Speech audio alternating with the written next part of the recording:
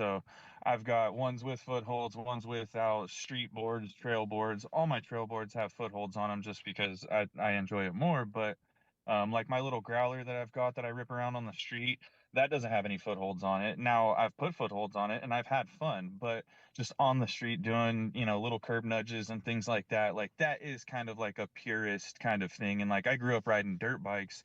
So I tell everybody like the trail board is essentially like it's your 450.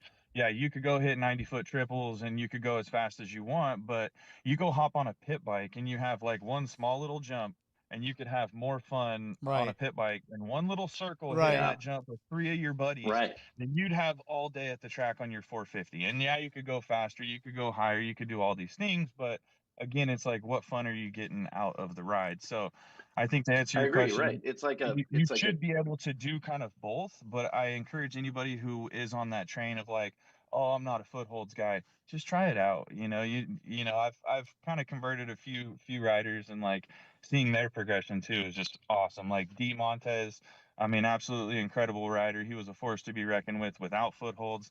I finally, me and Chris Ferret been in his ear for a year, and finally, he gave in, and just even, we went up to China Peak for the day, and I told him, hey, let's do the first runs down the mountain, no footholds. Then we'll come back, we'll put the footholds on, we'll go back and run all the same trails. And we were running Hermes, so he was able to see his times.